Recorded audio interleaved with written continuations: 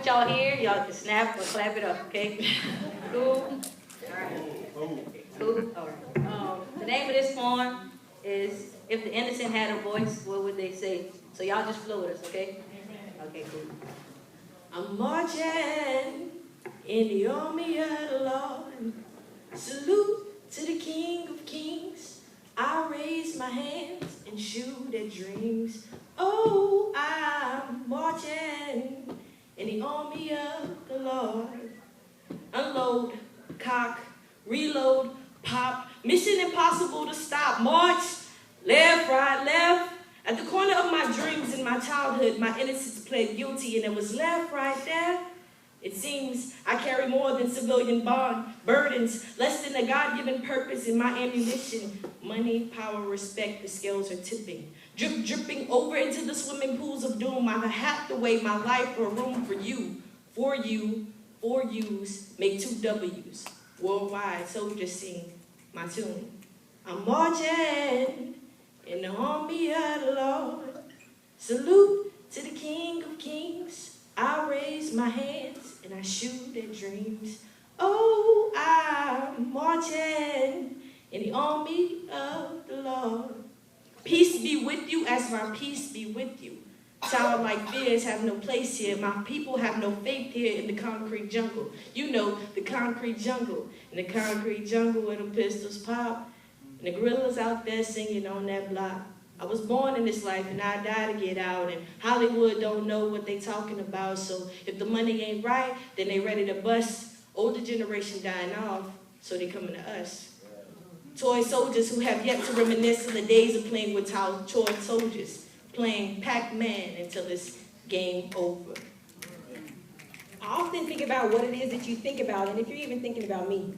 At least I always pretend that you would be. Excuse me if I believe that you should see how the fruit of your womb carries precedence over your pleasure. Yet you decided to measure the 2 of us and put me at the bottom of the yardstick. I guess blood was never as thick as they say, because its density sure wasn't enough to make you stay. Are you thinking about me?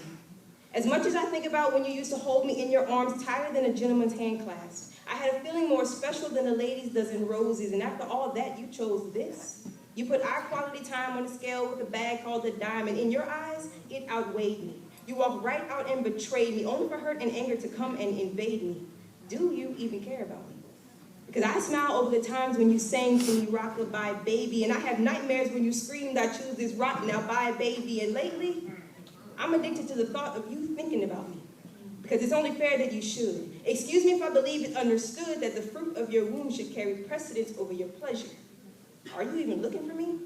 Like you did when we played hide and go seek. But now you're the one hiding, and it's hard to play when the person you're looking for doesn't want to be found. So I give up. You win.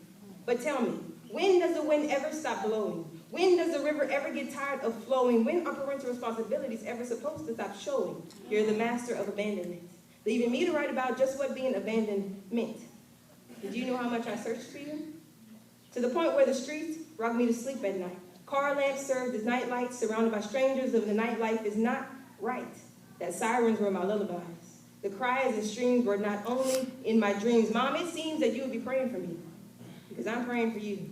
And until God brings you through, you'll replay in my mind like reruns of Family Matters, hoping one day you'll see exactly how family matters. And I pray that one day God will find you, and you'll have the heart to look at the decision you left behind you. I was for sale. Deceptively lured, elusively bound, mentally shackled, and physically bartered. Enslaved by their sadistic and twisted pleasures. Locked in rooms with cameras for their perverted endeavors. I was for sale. My body on display like a Black Friday special. And hour upon hour, I would meet a new devil. And if these walls could talk, they would tell them my suicide levels. I was for sale. But once upon a time, I was a normal kid. And I was playing the games that normals did. But Mary stopped going round and round as I did, as Simon said. And red light, green light has me a member of this sex trafficking. I was for sale. And lately, I lay back and question my worth. How my parents could ignorantly subject me to this life of hurt. See, I was captured at the age of 8, stripped me bare and sold me at a rate, told me dare not escape, and any defiance I had was met with a punch to the face. I was for sale. And no words can describe this torment. And when I finally close my eyes, I still can't block out the scent of the vomit and mess, the filth of my flesh, All the while playing hide and go seek with adults while normal kids slept in their rest. Praying, now I lay me down to sleep. But I never learned to count sheep. So I counted the scratches and links to the chains on my feet. But I do pray, Lord, to the soul my keep. But sometimes I wish he would take me before I wake. Maybe then I'll see the light of day. Tell me, just what is it about me that has offended you? You act like my skin color jumped off of my flesh and apprehended you, handcuffed you to the judgment that had already befriended you. But though not returned, it's kindness I extend to you.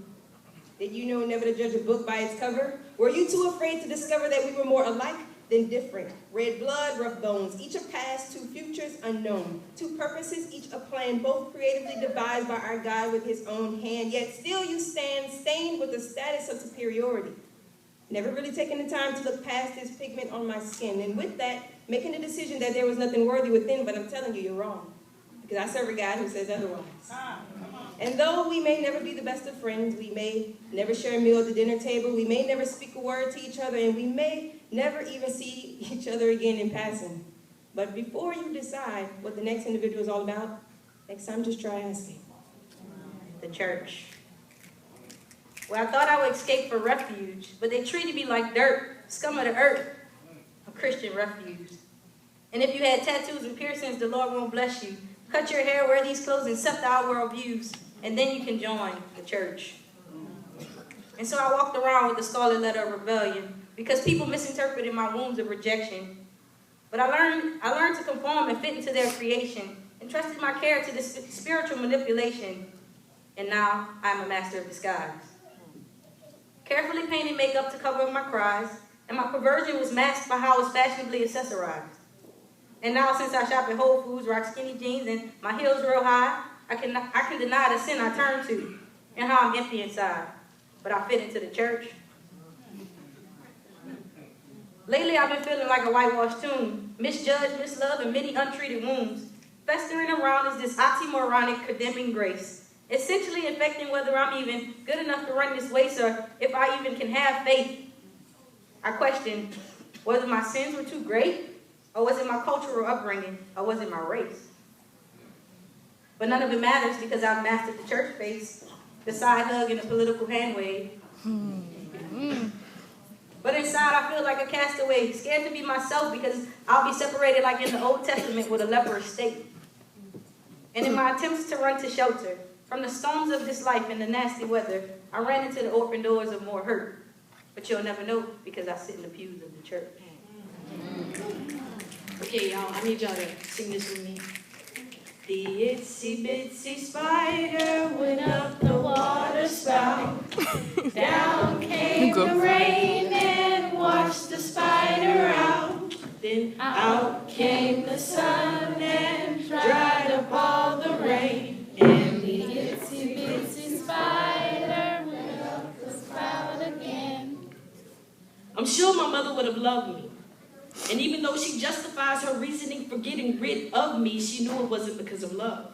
It wasn't because of trust. She was just worried she would be judged. I felt neglected. They say I should accept it. And although there was no celebration at the point of my conception, I just got a bunch of sad faces and a text message. I'm pregnant. Not impregnated with your child, not impregnated with joy, not impregnated with a dream, but a being that I do not wish to ever be seen. I used to wonder who she was and what she did. Did she get rid of me because of her career or was it because of my father's fist? I heard him. I promise you he did. He said, that baby ain't his. I ain't ready for no kids, so you should get rid of it. As if it didn't have a name, Lord, name me. Because I, in relation to T, isn't the it, but a person that I knew that has been crucified before it even became to exist. I prayed she wasn't a woman scorned, killing all that I am before I was even born. The itsy bitsy spider went up the water spout. Down came the rain and washed the spider out. Out came the sun and dried up all the rain. And the itsy bitsy spider went up the spout again. They say, ears that hear and eyes that see are both gifts from the Lord. So now that you've heard our stories, I will give you this charge. Pray for us. Do the work. Speak up for the cause. sex trafficking, abortion, racism, child soldiers fighting wars. But righteous living with no justice mean we are all at a loss. We speak for the modern day orphans, those misjudging the church. But if you dig deeper, my fellow Christians, you'll see the solution is Jesus at work for the hurt. Thank you.